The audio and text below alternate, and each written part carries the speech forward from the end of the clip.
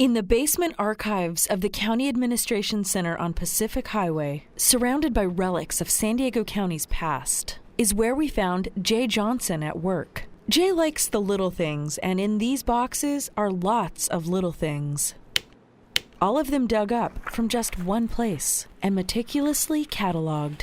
There's over 1,400 entries here. Hammer, brick, plate, doll, shoe, boot, doorknob, plate, pot, shell, vase. And where did they all come from? At the corner of Cedar and Kettner Streets is this 10-level parking structure.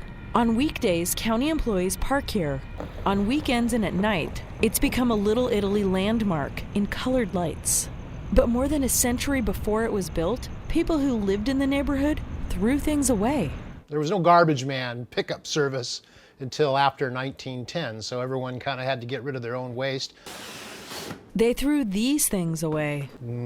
It's an old spoon, definitely. Most of them were recovered from what was probably an outhouse pit. San Diego logo on an old milk bottle. If you know what to look for, these things can reveal a lot about the people who lived here. Old meat bones, for example.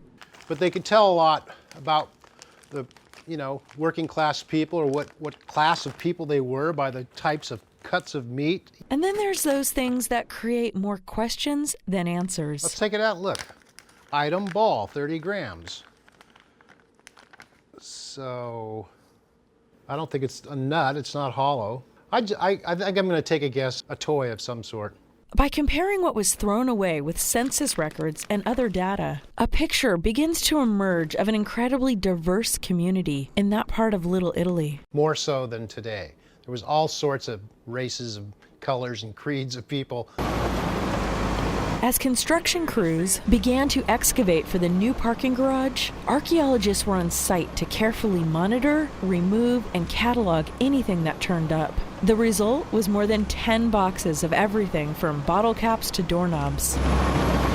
But it was the bottles themselves that turned out so beautiful. So much that Jay created an exhibit of some of them.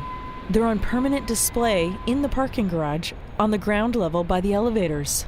When you see it, think of all the things in the 1890s and the turn of the century that people just threw away, never imagining they'd end up in boxes at the county administration building or on display in the parking garage. For the County News Center, I'm Suzanne Bartol.